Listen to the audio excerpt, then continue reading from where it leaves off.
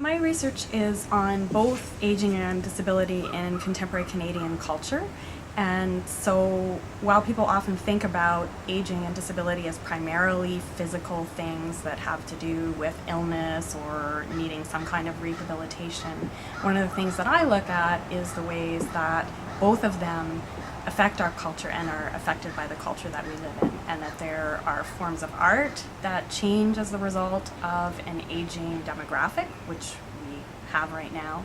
and that in fact the history of artistic production, not just in Canada but in a lot of the Western world, is tied to people who have disabilities. So one of the things I look at is how older adults and people with disabilities are represented, especially in fiction and film, and then I also look at them as people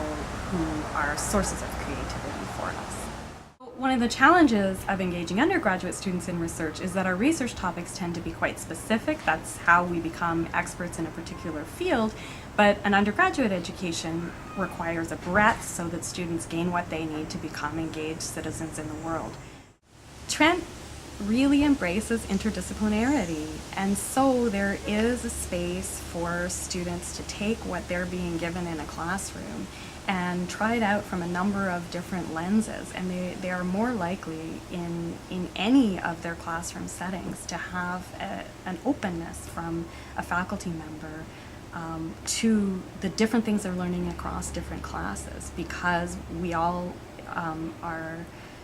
have learned to value each other's interdisciplinary backgrounds, so that even though I am not a geographer, I work with geographers in major research projects. So if I have a student in the classroom who's interested in a geographical lens on a disability topic, I